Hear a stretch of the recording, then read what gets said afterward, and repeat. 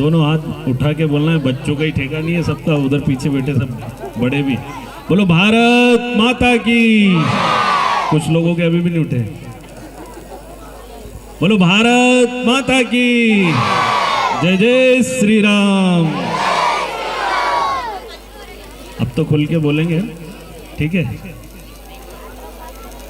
अब यहाँ क्षेत्र दूसरा है तो यहाँ भाषण कैसे देते मुझे नहीं मालूम है।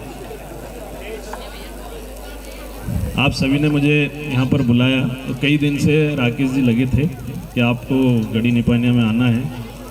मैं लगभग 8-10 साल पहले तो आया था, बीच में अभी और भी आया था एक दिन एक रसोई के कार्यक्रम में, लेकिन बाहर से ही चला गया था। मंत्रिमंडल का गठन हो रहा था तो उसमें बोले कि आपका नाम है, चलो चलो चलो।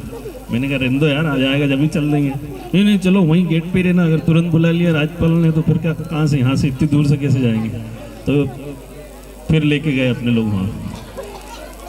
आप सभी का आशीर्वाद मिला और आज आपकी भी भूमिका है कि नरसिंहगढ़ विधानसभा की भी भूमिका है कि उसके कारण से मैं कालापल क्षेत्र का विधायक बना हूँ।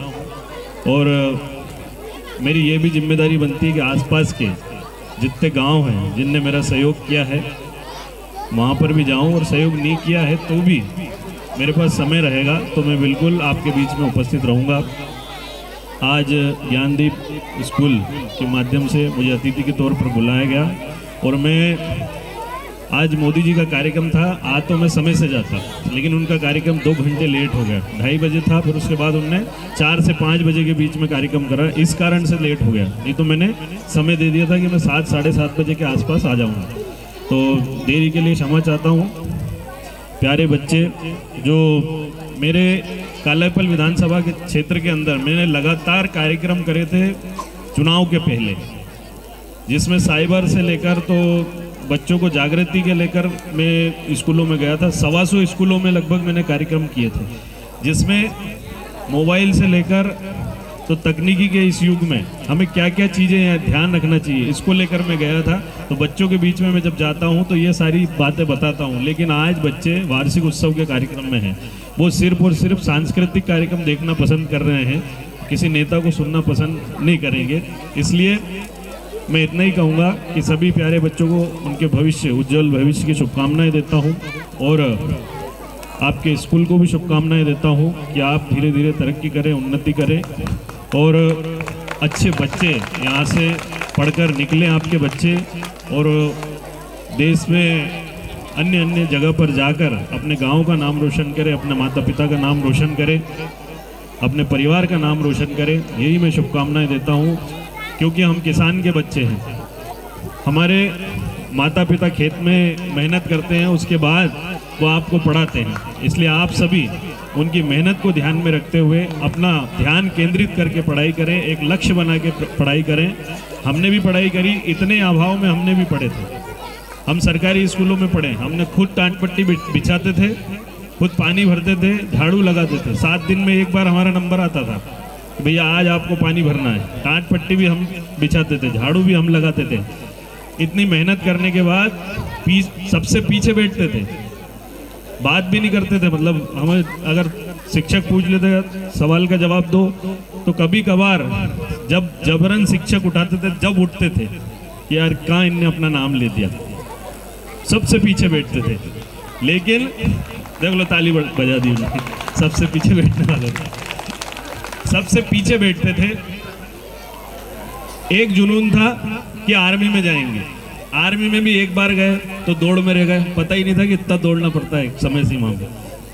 2 राउंड में फेल गए, फिर तैयारी करके गए तो मुश्किल से 3-4 राउंड में आगे निकल गए, लेकिन हाइट में निकाल दिया फिर उन्होंने। तो समाज सेवा का जुनून था तो आरएसएस में जुड़ गए, विद्यार्थी परिषद में जुड़ गए। वहीं से समाज सेवा के माध्यम से वो धीरे धीरे करके, ये लक्ष्य नहीं है विधायक बनना कि लक्ष्य हो गया कि भैया विधायक बन गए तो बहुत बड़ा काम हो गया, फिर मंत्री बन गए, ये नहीं है। समाज सेवा हमको संतुष्टि है कि हम किसी का भला कर सकते हैं। आज तो हमारे पास पावर है, शक्ति है, कुछ लोगों का भला कर देते हैं हम, हमारे माध्यम से हो जाता है तो अच्छा लगता है जीवन में। इसलिए जहाँ भी हो आपकी नौकरी लगे, आप नेता बनो, आप जिस भी फील्ड में हो, आप सेवा करो किसी की, जिस भी क्षेत्र में आप जाओ, ऐसा काम करना है कि आपको आत्मसंतुष्टि मिले। कि पटवारी बन गए तो ऐसा नहीं है कि अभी एक तहसीलदार था तो वो पैसे खा रहा था, पैसे खा रहे हैं भैया। क्यों? विजिलेंस की टीम आई, पकड़ा उनको रंगे हाथ, तो पैसे नोट खा गया सामने वाला। वो पटवारी था, उसकी पत्नी तहसीलदार थी। तो ऐसा मत करना कि पैसे कमाओ तो खाओ। 2 रोटी खाता है व्यक्ति, 2, 4, 5 जितनी खाता है, तो 2 रोटी खाता है, पैसे खाने मत लग जाना। बस ईमानदारी का काम करना, पटवारी बनो, तहसीलदार बनो, पुलिस बनो, जो भी बनो, कुछ नहीं होता। कितना ही कमा के 4 बिल्डिंग बना लोगे, किसके लिए करोगे? अपने बच्चे के लिए। तुम तो ऊपर चले जाओगे, वो मजे मारेगा और वो अपनी दिशा से भटक जाएगा। इसलिए जो भी काम करो ईमानदारी से करना, जैसे आपके माता पिता खेती में करते हैं ईमानदारी से। तो जिस भी फील्ड में जाओ ईमानदारी से काम करना, यही अपने साथ जाएगा।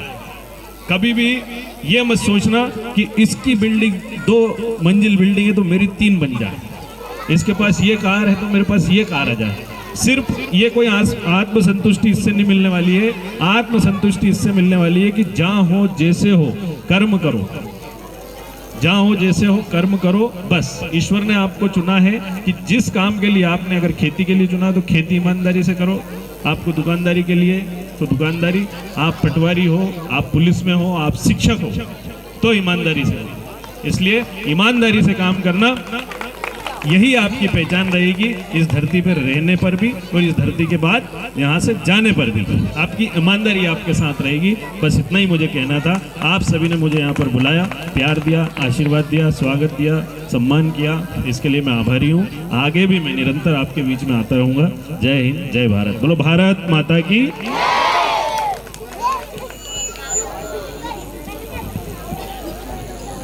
कक्षा 5वीं और 8वीं में सिर्फ 4 लोग और बचे हैं, तो मैं चाहता हूं कि आदरणीय विधायक महोदय जी द्वारा उन पालक और बालक का जो है स्वागत हो जाए। मेघा हमारे देवकरण जी कारपेंटर साहब, डीसा कारपेंटर, डॉक्टर राम स्वरूप जी कारपेंटर साहब, पलक जामलिया सनाब कासेराम जी जामलिया साहब और अंशिका चौधरी सनाब मोहन जी चौधरी साहब। ये चारों से निवेदन है कि जो मंच पर चल जाए और आदरणीय विधायक महोदय द्वारा जो है चले जाओ जो इन्होंने अपनी मेहनत करके जो इस मुकाम पे पहुंचे हैं, जो अच्छे से परसेंटेज इन्होंने प्राप्त किए हैं, तो निवेदन है कि विधायक जी द्वारा इन जो 4 बालिकाओं का जो है सिल्डू और प्रणाम पत्र देकर इन्हें जो उत्साहवर्धन करें।